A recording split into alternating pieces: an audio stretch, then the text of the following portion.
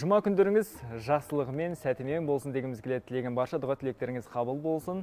Эфирде Таңжарға ақпараттық сазы бағдарламасы. Күні кеше ғана 26 қыркүйекте Жетісу облысының қоғамдық даму басқармасының тіл оқу әдістемелік орталығында сөз Жампозы Жүсіпбек атты байқау өткен болатын. Байқаудың жеңімпаздары бүгін біздің студиямыздың төрінде қонақта. Бірден өздеріңізді таныс етейін. Бас жүлде иегері Ирина Цой және жетекшісі Гүлдана Мұхаммедқалиқызы. Мұхаммед Қамқызы, кешірім сұрайын, бірінші орын иегері Хасанова Сатсида және жетекшісі Торғын Шермұханова. Қайырлы таң баршаларыңызға. Көңіл күйлеріңіз қалай? Жақсы. Енді бірден іске көшсек, кеше жарыс өтті. Өзге ұлт өкілдері, оның ішінде осы қазақ тілінде жетік меңгерген, жақсы сөйлейтін азамат пен азаматшылардың арасында байқау өтті. Өзім де куәгер болдым. Жарыс сіздердің көңілдеріңізден шықты ма? Өздеріңізге қалай болды? Мақсаты қандай болды? Өзіңіз тарқатыңызшы. Кешегі өткен байқау Жетісу облысы тіл оқу әдістемелік орталығының басшысы Жолдыбаев Жеңіс Хамитұлының бастамасымен мемлекеттік тілді жетік меңгерген тыңдаушылар арасындағы байқаулардың бірі. Байқаудың алға қойған мақсаты қоғам алдындағы мемлекеттік тілдің мәртебесін арттыру, тыңдаушылардың мемлекеттік тілге деген қызығушылығын арттыру, оларды ынталандыру және қолдау көрсету. Кешегі өткен байқауымыз қазақ әдебиетінің негізін салушы көрнекті жазушымыз Жүсіпбек Аймауытовтың 135 жылдығына арналды. Байқау өзі 3 кезеңнен тұрды. Бірінші кезеңде тыңдаушы өзін және өзінің туған өлкесін таныстырды. Екінші кезеңде Жүсіпбек Аймауытовтың өмір жайлы видео дайындады. Үшінші диктант сауаттылықты тексеру мақсатында. Осы үш кезеңнен де жоғарғы нәтижеге ие болып, менің тыңдаушым бас жүлдеге ие болды, Ирина Цой. Ал бүгінгі сол жарысқа сіздер қаншалықты дайындалдыңыздар? Осы бір жарысқа деп арнайлап бірнеше күндер бұрын, немесе апталар бұрын дайындалып бастаған шығарсыздар? Бір ай бұрын бастадық дайындықты. Ол жайында. Ең қиыны не болды? Өзінен сұрайықшы осы кісінің. Қазақшалап сөйлеу сіз үшін қиын емес сияқты. Кешеде аса белсенділік танытқан үміткерлердің бірі өзіңіз болдыңыз. Рахмет, қайырлы таң баршаңызға. Менің аты жөнім. Микрофонға сөйлесеңіз. Баршаңызға қайырлы таң. Менің аты жөнім Ирина Цой. Қиыншылық туғызғанда өзіме регламент болды. 6 минут регламент. Соны толтыру қиын болды ма? Толтыру жоқ, қиын емес. Керісінше аз болып қалды ма сіз үшін? Аз болып қалды. Өйткені Аймауытов өте талантты, жан-жақты кісі болғаннан кейін, ол туралы ақпарат өте ауқымды. Сол 6 минутқа сыйдыру, Аймауытовтың тұлға ретінде ашу, сол қиын болды. Бірақ біз ең маңызды негізгі материалдарды жинап, осы көрермендердің қызығушылығын және назарын аудару үшін барша күшімізді салып, қызықты болсын деп енді видео жасадық. Көңілімізден шықты деп ойлаймын енді. Енді осы 3 кезең деп отырмыз ғой, сол 3 кезеңнің ішінде бір қиынға түскен кезең болды ма? Мен үшін жоқ, болған жоқ. Үшеуі де бірдей болды, сіз үшін? Үшеуі де бірдей болды, өйткені дайындалдық. Дайындығыңыз өте жақсы болған ғой. Ал негізгі ұлтыңызды сұрасақ, қандай ұлтыңыз? Негізгі ұлтым әкем корей, анам неміс. Мен қазақ десем. Қазақша сөйлейсіз. Ал қазақ тілін меңгеру қалай болды сіз үшін? Қиынға соқпады ма? Немесе отбасыңызда осылай қазақша сөйлейтін бе? Немесе мектепке түскенде қазақ мектебін оқып бастадыңыз ба? Қалай болды? Оқу орнын мен орысша тәмамдадым, жоғары білімді орысша тәмамдадым. Енді анам негізін қалаушы, осы мен тілін ғана емес, ділін, қазақ халқының салт дәстүрін, әдет ғұрпын осы кісінің арқасында анам және ата әжем. Қазақша үйреніп кеттіңіз. Одан кейін тіл орталығының жаңағы барып, одан да артып тілімді, сөз қорын байытқым келді. Сол үшін барлық деңгейден өттім. қазіргі таңда. Ал бүгінгі таңда қызмет атқарып жатқан жұмысыңыз қандай? Бестөбе ауылдық округі әкімінің аппаратында бас маман қызметін атқарамын. Негізі тіл үйрену мемлекет тарапынан барлық жағдай жасалып жатыр. Тек адамның өзінің ниеті болса болды. Иә, адамның ынтасына байланысты деп ойлаймыз. Ал енді осы жарысқа көшсек, жарысқа ұсыныс немесе осылай өтініш білдіруге болатындығы туралы ақпаратты сіздер қайдан естідіңіздер, қайдан білдіңіздер? Менің жетекшім Гүлдан апай айтты, қатысасың ба? Жүсіпбек Аймұтов өзі негізі менің сүйікті жазушым. Жиі оқисыз ғой демек? Иә, Оралхан Бөкей, Жүсіпбек Аймұтов менің фавориттарым деп айтсам болады. Бәрекелді. Осы жарысқа барғаннан кейін енді бірнеше қатысушылар болды, оның ішінде жаңағы ауданнан келіп жатыр. Енді оңай адамдар келе бермейді. Барлығы енді дайындықпен жеңем деп келеді, жеңелем деп келетін жан жоқ шығар. Бірақ енді сіздер өздеріңіз іштей дайын болдыңыздар ма? Біз бас жүлде алып кетеміз ғой, немесе аламыз деген сияқты. Жоқ, ондай ой болған жоқ. Хотя бы 3-ші орын, 2-ші орын деп ойлағам. Шүкір деп бардым, иә, тәуба. Бірақ бас жүлде дегеннен кейін одан сайын көңілім көтеріліп кетті деп. Бәрекелді. Енді бізде қазір бас жүлдеден бөлек 1-ші орын алған мейманымыз да бар. Бұл кісіге де сөз тізгінін берейік. Сіз үшін жарыстың қай кезеңі қиынға түсті? Қайырлы таң, мен есім Хасанова Сацита. Мен үшін қазақша сөйлеген қиын емес деп ойлаймын. Қазір біздің елімізде мемлекеттік тілді меңгеру үшін барлық жағдайлар жасалған. Сол үшін мен мектепті де қазақша тәмамдадым, жоғары оқу орынды да қазақша тәмамдадым. Қазақ тілінде жұмыс жасаймын. Сол үшін маған қиын болған жоқ. Және де 2020 жылдан бастап Ақсу аудандық тіл оқу әдістемелік орталығында курсқа жазылып, сол жерде де қазақ тілін үйреніп жатырмын. Қосымша. Ал сіз үшін кешегі жарыстың бір қиынға түскен тұстары болды ма? Осы жерде маған қиын болып қалды деген сияқты. Қобалжу болды, қиын болған жоқ. Бұған дейін де бірнеше жарыстарға қатысып едіңіздер негізінде? Иә, қатысамыз. Осы тілге байланысты? Иә, тілге байланысты. Ал сіз бұл ұсынысты қайдан естідіңіз? Немесе сізге де жетекшіңіз жеткізді ме? Жетекшім Торғын апай айтқан, қатысасың ба деп, сол үшін қатыстым. Сізден қарсы пікір болған жоқ? Бірден қатысайық дедіңіз. Иә. Енді шынын айта кету керек, біздің өзіміз телеарнаны жүргізіп отырған кезімізде көгілдір экраннан тек біздің ғана ай жүзіміз көрінеді, бірақ та ол телеарнаның сыртында жұмыс істеп жатқан жаңағы операторымыз бар, режиссеріміз бар, продюсеріміз бар, қоюшы режиссеріміз бар, монтажеріміз бар деген сияқты түрлі сала қызметкерлері бар. Бір эфирдің сәтті шығуы үшін еңбек ететін. Енді сіздер тек жетекші екеуіңіз ғана қызмет атқармаған шығарсыздар. Бейне жаңағы роликтеріңіз бар, түсіріпке көмектескен, басқа жұмыстарға да атсалысқан. Сол бір жандарды эфир арқылы өзіміздің алғысымызды жолдап қойса қалай болады? Бәлкім тамашалап отырған шығар. Ол кісілердің де бір еңсесін көтеріп қояйық. Абыройын асқақтатып. Ең бірінші Торғын апайға рахмет айтқым келеді. Бұл кісі бастап, бәрін дайындап, көмектескен, және де түсіріп берген мобилографқа рахмет. Және де кітапханада өзімен бірге істейтін қыздар да көп көмектесті. Оларға да көп рахмет айтқым келеді. Бәрекелді. Енді жаңағы бас жүлде алған қатысушы айтып жатыр, мен 1 ай бұрын дайындалдым дейді. Сіздегі дайындық қаншалықты болды? Мен бір 10 күн дайындалған шығармын. 10 күн дайындалып, 1-ші орын алып кеткен екен, бұл кісінің бағы жанған деседі. Ал өзге қатысушылар да болды ғой. Енді ол кісілердің 1-ші орынға ілікпей қалуына не себеп болды деп ойлайсыздар? Сіздердің басымдылық танытқан тұстарыңыз не болды сонда? Мен сіздердің пікірлеріңізше? Киім, может. Киіміңіздеріңіз жақсы болды, сол ұтымды болды деп ойлайсыздар?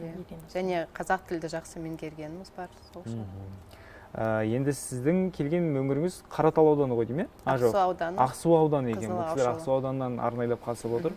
Ақсу ауданында жалпы өзіңіз сияқты өзге ұлт өкілдері көп шығар, бірақ та баршасы қазақ тілін меңгерген бе өзіңіз сияқты? Жоқ. Қаншалықты меңгерген? 50% ғана шығар. 50%. Енді айта кету керек, бүгін дүниежүзілік туризм күні екен. Бәлкім енді туристердің де ықыласы ашылатындай бір жарнама жасарсыз Ақсу ауданына. Ақсу ауданына туристер барса демала ала ма? Қандай көрікті жерлері бар? Демалады деп ойлаймын, өйткені Бөрібай батыр ескерткіші бар, Ақсу ауданында көп Тамшыбұлақ бар, Қапал. Көп жерлер бар деп ойлаймын, келіп демалғанға. Табиғатмен тамсандырады ғой? Иә. Жесу өңірінің қай қиырына барсаңыз да, табиғаты ешбір шетелдің табиғатынан кем емес. Тіпті Ильяс Жансүгіровтің өзі жырына қосып кеткен ғой. Жер таппан жерге жетер жетісуым, сарыарқа көксу лепселе шуым, аспанның асқар сүйген сілекейін жамбарма татпайтұғын айтпайтұғын деп, шынымен де Жетісу өңірінің кез келген тұсы көрікті, әдемі. Сол бір әдемілікті кеше сіздер өздеріңізді тілге тиек етіп, таныстыру кезінде айттыңыздар, көрсеттіңіздер, бізде куәгер болдық. Енді ол кезде тек қана таныстыру емес, өзге де бір өлең оқыған, ән шырқаған қатысушылар болды. Сіздер де сол жандардың қатарынан болдыңыздар ма? Не өнер көрсеттіңіздер? Мен енді көрдім, бірақ есімде емес енді. Видеомен көрсетіп, және де таныстыру өзіміз айттық. Сіз ше? Бұл кісі енді есте сақтау қабілеті өте жоғары екен. Бұл кісі енді менің есімнен кеткен жоқ. Кеше өзімде осы бір шараны басы қасында жүріп тамашалаған едім. Сөздердің барлығын жаттап алған екенсіз. Бұл қалай? Қалай жаттап алдыңыз? Немесе түсінгеніңізді айтып бердіңіз бе тек? Сөзін өзім жаздым да, сценарийін. Сондықтан маған қиын. Микрофонға сөйлесеңіз өтініш. Сөзін өзіңіз жаттадыңыз? Иә, сөзін өзім жаздым. Сондықтан қиындық туғызған. Жазу арқылы есте сақтап қойғансыз ғой демек. Иә. Олай тез жатталады деп ойлаймын өзімде. Олай дұрыс болады деп ойладым өзім. Барша қатысушыларға дәл осындай дипломдар табыс етілді және ынталандыру сыйлықтары да болды. Оны айта кету керек. Ешкім сыйлықсыз, жүлдесіз қалмады. Біздің орталықта жиі ұйымдастырылады. Бұндай байқаулар біздің орталықта дәстүрлі түрде жиі ұйымдастырылады. Себебі біздің орталықта А1 деңгейі, Б1, А2 және В2 деңгейі, сонымен қатар іс жүргізу және ағылшын тілі курстары тегін жүргізіледі. Қазіргі таңда бізде мемлекеттік тілді меңгеруге этнос өкілдерінің қызығушылықтары күн сайын артып келеді. Торғын ханым енді күн санап артып келе жатыр дейсіз. Қаншалықты артып жатыр? Мысалы, былтырғы жылы осындай адам келіп еді, биыл тағы да осынша адам жазып кетті деген сияқты. Мен өзім ағынды менің Ақсуым деп жырлаған Ильяс Жансүгіров, яғни Ақсу ауданынан келіп отырмыз. Сол жерде бізде тіл орталығы бар. Өзімнің орталығымнан айтатын болсам, бізде қазақша сөйлейік клубы деген болады. Онда этнос өкілдеріне біз А1 деңгейінен бастап курс өтеміз. Былтырғыдан қарағанда биылғыдан 3-4 есе жоғары этнос өкілдері. Этнос өкілдері. Тіл үйренуге де қызығушылықтары жоғары. Енді кеше ғана өнер көрсеттіңіздер деп жатырмыз. Бүгінгі студияның төріне келгеннен кейін арнайлап алып келген өздеріңіздің өнерлеріңіз немесе секаделеріңіз бар ма? Не көрсете аламыз? Немесе бір қазақша сөйлеп таңғалдырайық па? Көрермендер қайтып таңғалдыра аламыз? Бәлкім өлең жолдарын оқимыз. Немесе ән шырқаймыз қазақша. Жүсіпбек Аймауытовтың өлең шумағын айтайын. Қанеке. Оқу білім жанған шырақ ойласан, үйренерсің, естіп көрсең қоймасан, қу өнерді бұ белінді жігер сал, пайдаларсың, қаужанарсың тоймасан деген оқу өлең. Енді эфир болғаннан кейін өздеріңізге тосыннан қойғаннан кейін бұл да қиындау болып кетер. Менде негізінде дайындаған бір ойым бар еді. Мен өздеріңізге де айтпадым, бір қызығырақ болсын деген ниетпен. Бүгін дүниежүзілік туризм күні, жаңа ғана айттым ғой. Мына жерде бір шет мемлекеттердің аты жазылған. Қазір бір парақтан алып, маңдайымызға қойып дейміз ғой, өзіміз көрмейміз. Бір-бірімізге жасыруымыз керек. Бұл қандай мемлекет екендігін сипаттау керек, атын айтпау керек. Бұл мемлекетте мысалға осындай фильм түсірілген, немесе осындай футбол командасы шыққан деген сияқты. Тек қана мысалдар келтіру керек, келесі адам оны табу керек, оған жасалған. Төртеуіңізді алыңыздар, бірақ осылай кезектен бастайық. Сізге болсын, біреуін алыңыз, сіз алыңыз. Сіз екі адамға бірден алып беріп жібересіз ау деймін. Көрсетпесеңізші, көрсетуге болмайды. Сіз бүйтіп көрермендерге көрсетіңіз. Көрермендерге көрсетіңіз, өздеріңіз көрмеңіздер. Бір-бірлеріңізге көрсетсеңіздер болады. Бір-бірлеріңізге көрсетіңіздер. Міне, енді сізден бастайық.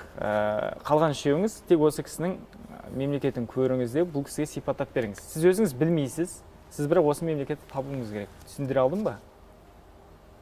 Жақсы, мен бірінші бастайын. Мәселен, бұл мемлекетте көбі ағылшынша сөйлейді. Сіз бір мысал келтіріңіз, бұл кісі бұл қандай мемлекет екенін тауып көрсін. Маған келген. Жоқ. Міне, мына кісінікін көруіңіз керек те бұл кісіге мысал білдіруіңіз керек. Міне, мысалға бұл мемлекетте осындай бар.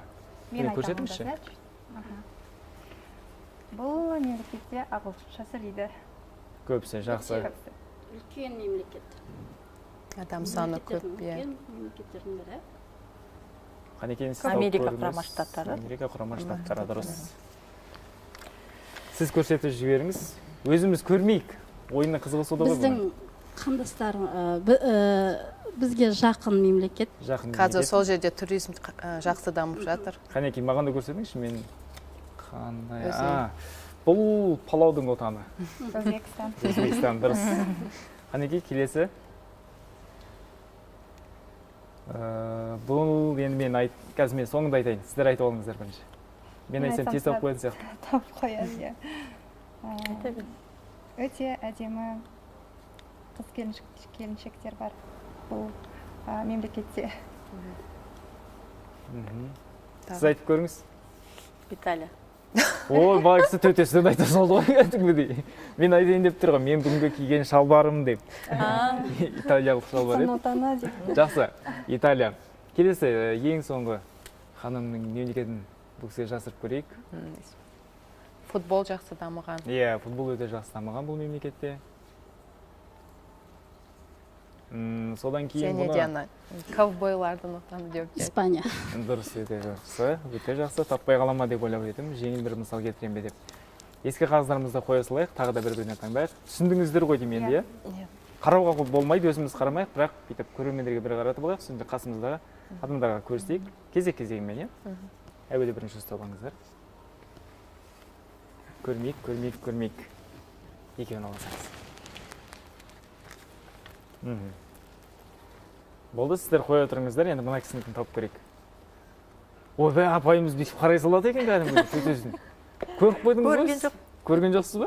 Мына бірінші бүйтіп төңкеріңіз, төңкеріліп ұсталып тұр. Төңкеріп тұрмын. Қарамаңыз, біз сізге жасырамыз. Бұл мемлекет өте бір үлкен емес, бір қаланың көлемінде ғана деуге болады. Бұлардың ақшасы, валютасы евро. Валютасы евро. Мен табуым керек па? Сіз табуыңыз керек мемлекетте. Валютасы евро. Сіздердің кеңес бар ма бір? Айтыңыздар. Орысша айтқанда подсказка дейміз ғой сіздердің түсінікті тілде. Жақсы, мен тағы бір жеңілдік берейін. Бұл мемлекет Германияға жақын. Германияға жақын Чехия. Германия.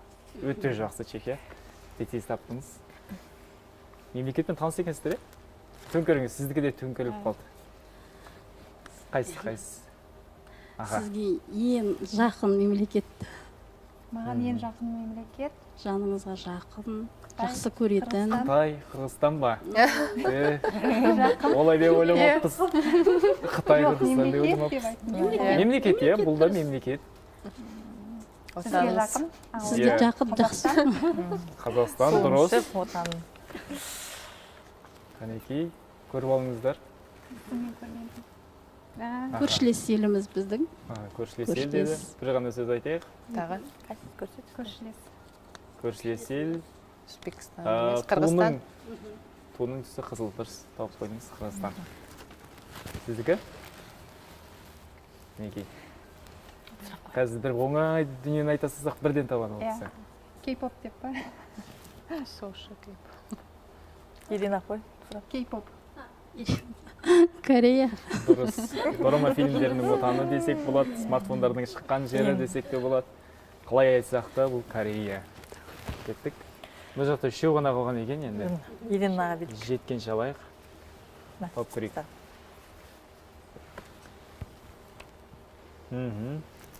Қане кеттік ал. Бірінші адамнан бастайық. Сериалдың отаны шығар. Сериалдың. Қазіргі біз көп көретін. Біздің қазақстандықтар көп жиі саяхаттайтын Қызығушылығы. Туризм тоже жақсы дамыған. Бұл мемлекетте, жоқ, бұл мемлекетте көбіне сақалды ер азаматтар көп. Сақалды. Иран, Сирия шығар. Жоқ. Ауғанстан. Тағы бір жеңілдік айтайын. Бұл мемлекетте біреуін айтсам тез тауып қойын деп тұрсыз. Сериалдар өте көп түсірілген. Оның бірі үзілген жапырақтар. Сіз көрген шығарсыз. Үзілген жапырақтар. Бұрын шыққан. Түркия ғой. Түркия. Әне есімде екен бұл кісі. Демек, сериалды көрмеген адам жоқ шығар. Пиццаның отаны. Италия. Иә, қайтадан Италия. Италия. Екі рет Италия. Италия шыққан екен, иә? Артынан шам бет түскен кезде көрініп қалар ма екен деп қояды әйтеуір. Аға? Кішкентай кезімізде жақсы көретін кинолар. Иә. Қызығушылығымыз артып. Әке шешеміз кинотеатрға барып, кәдімгідей кино көретін. Сол мемлекеттің жақсы көріп. Сол мемлекеттің Киноларын сериалдарын көретін өте көп көретін бұрында ертеректе қызық Голливуд. болатын. Қазір өте фантастикалық болып кетті. үндістан Үндістан, дұрыс.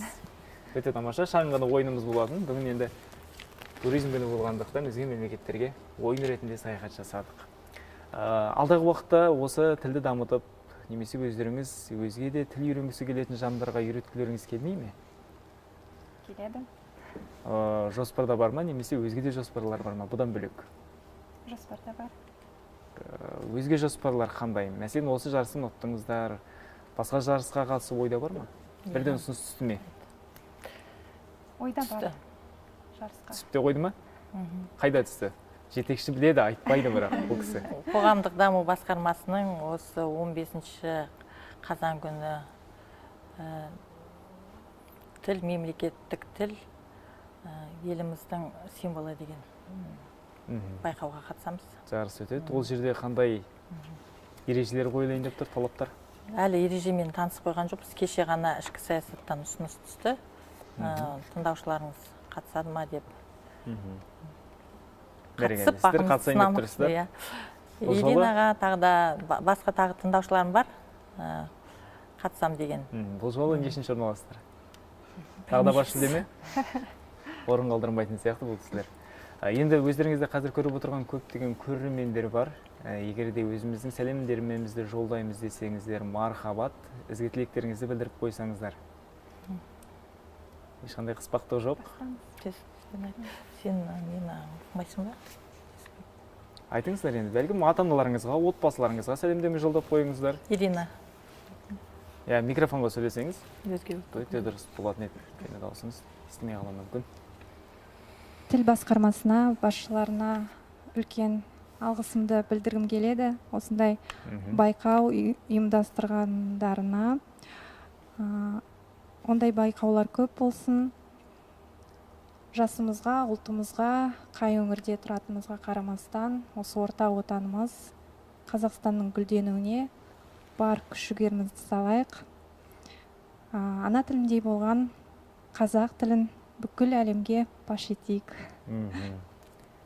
Тілімізді біз сыйламасақ, кім сыйлайды дейсіз ғой? Иә, дұрыс айтасыз. Дұрыс.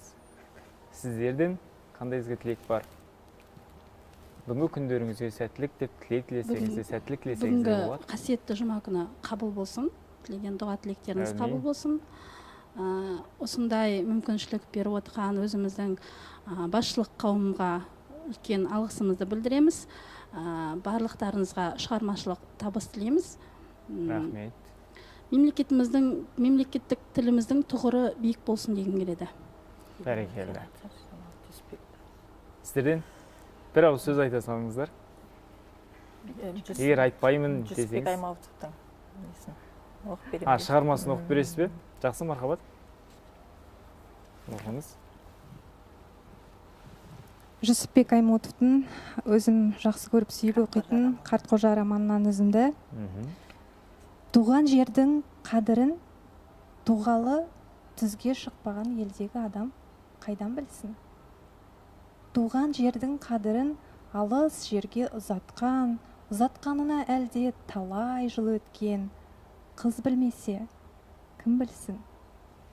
Туған жердің қымбатын ғылым іздеп, шет жайлап, кітап қарап, сарылып, көзінің майын тауысқан, көшенің шанын көп жұтқан шәкірт білмесе, кім білсін? Туған жердің артығын жазатайым іс етіп, күштілерге күш етіп, еріксіз елден айрылған, шеттен дәмі бұйырған, жаттан сыйлау көрмеген ер білмесе, кім білсін? Туған жердің асылын қараңғы үйге қамалып, қара нан мен қара шай жүрегін кесіп жатқанда, қазы қарта сары қымыз бір-бір ұшып көзінен, есіл елін сағынған, бір көруге зар болған, тұтқын білмесе, кім білсін?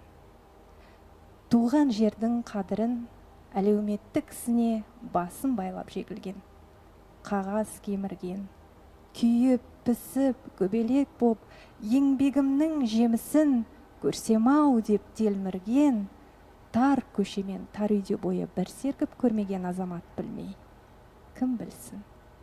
Уа шіркін, ыстық қой, ыстық туған жер. Шіркін, бәрекелді. Бұндай өлең жолдарына қалай шапалақ соқпайсың?